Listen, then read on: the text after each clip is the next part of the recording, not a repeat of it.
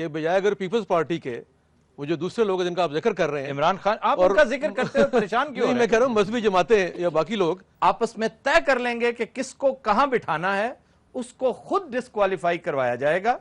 آپ سمجھتے ہیں کہ آصف علی زرداری کو کوئی اسٹریٹجی سمجھانے کی ضرورت ہے؟ وہ خود اتنے بڑے اسٹریٹجسٹ ہیں۔ Welcome back. خواتین و حضرات، بریک سے پہلے گفتگو جاری تھی پیپلز پارٹی نواز لیگ کے ممکنہ میل ملاپ کی۔ ہم اسی کو یہیں سے کنٹینیو کریں گے اور ڈاکٹر صاحب کی طرف جاتے ہیں۔ ڈاکٹر صاحب کیا دیکھ رہے ہیں آپ؟ اگر آئندہ انتخابات میں یہ ہم یہ بات مان لیں کہ نواز شریف یہ کنونس ہو جائیں، نواز لیگ کنونس ہو جائے کہ عمران خان ان تمام حلقوں کی طرف سے سپورٹ لے کر آ رہے ہیں، تو وہ سب سے بڑا تھریٹ ہوں گے نواز لیگ کے لیے۔ تو اس صورت میں پیپلز پارٹی کے ساتھ چلے جانا، پیپلز پارٹی کے ساتھ ان اناؤنسڈ کوئی الائنس کر لینا، میں سمجھتا ہوں یہ مصلحت ہے، اور اس میں کیا برائی کیا ہے؟ دیکھیں، آپ نے ایک اس کا رخ پیش کیا ہے، اور جو دوسرے آپ لوگ کہہ رہے ہیں ان سے اتحاد بھی ہو سکتا ہے کہ بجائے اگر پیپلز پارٹی کے وہ جو دوسرے لوگ ہیں جن کا آپ ذکر کر رہے ہیں، عمران خان، آپ ان کا ذکر کرتے ہوئے پریشان کیوں؟ میں کہہ رہا ہوں مذہبی جماعتیں یا باقی لوگ جو پہلے مختلف اتحادوں کا حصہ رہی ہیں، یعنی ایک دفعہ وہ نواز شریف صاحب کے ساتھ تھیں، پھر بے نظیر صاحبہ کے ساتھ بھی رہی ہیں، ٹھیک، اور آپ دیکھیں کہ پاکستان کی تاریخ میں مذہبی جماعتوں کا جو ووٹ ہے وہ 4 سے 6% پول ہوتا رہا ہے ان کو، ٹھیک، اور بڑا امپورٹنٹ رول پلے کرتے ہیں، کوئی شک نہیں۔ تو میں سمجھتا ہوں کہ یہ اتحاد کی آپشنز کھلی ہوئی ہیں۔ یہ صرف زرداری صاحب کے لیے نہیں ہے، بلکہ جو رائٹسٹ ہیں، جو مذہبی جماعتیں ہیں، یا عمران خان صاحب ہیں، یا اور جو بھی پارٹیز ہیں، ان سے کسی ایک ایجنڈے پہ متفقہ طور پر کوئی ایجنڈا طے کر کے اتحاد ہو سکتا ہے۔ وہ تو ایک ڈاکٹر صاحب بڑی اچھی وشفل تھنکنگ والی بات ہے کہ اگر عمران خان اور آپ کا آئیڈیل کمبینیشن تو نواز لیگ کا عمران خان کے ساتھ بنتا تھا، لیکن وہ جیسے ایک نیام میں 2 تلواریں نہیں رہ سکتی، 2 قائدین، 2 شیر۔ عمران خان بھی اپنے آپ کو شیر سمجھتے ہیں اور آپ کے قائد تو ہیں، اصلی شیر تو ہمارے ہی ہیں۔ پھر نہیں، اصلی اب اس میں اصلی یہ ہیں یا وہ ہیں، یہ 2 رائے ہوں گی اس پہ۔ وہ بھی شیر ہے، ذرا انہوں نے اکھاں چھوٹیاں ہیں۔ اچھا، تو دوسرا شیر کی لنڈے بازار تو ملتا ہے۔ اچھا جی، حکیم صاحب کچھ اور کہنا تو کہہ لیں، بڑی مہربانی آپ۔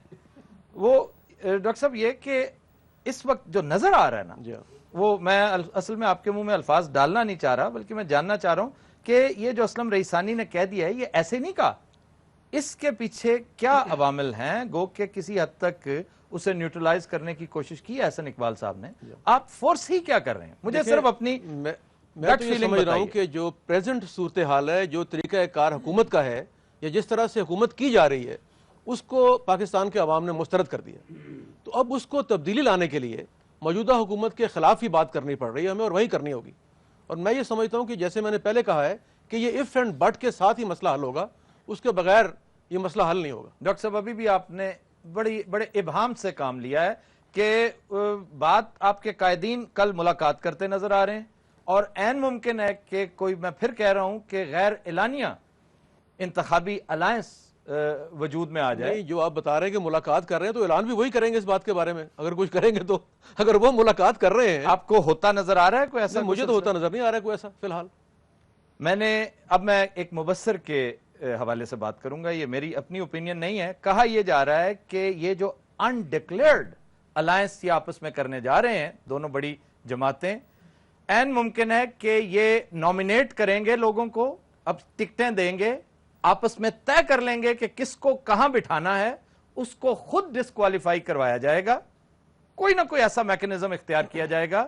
اور میں نے ان مبصرین کو یہ کہتے سنا ہے، اور بڑے دعوے سے وہ کہتے ہیں کہ اگر شاہ محمود قریشی کے مقابلے میں یہ دونوں پارٹیاں یکجا ہو گئیں تو شاہ محمود قریشی کے جیتنے کا سوال ہی پیدا نہیں ہوتا۔ اس میں اپیرنٹلی بڑی اٹریکشن ہے اس بات میں کہ دونوں میجر پارٹیز جن کے پاس سٹریٹ پاور ہے، جن کے پاس ووٹر ہیں، ووٹ بینک ہے، وہ تو یہی پارٹیز ہیں۔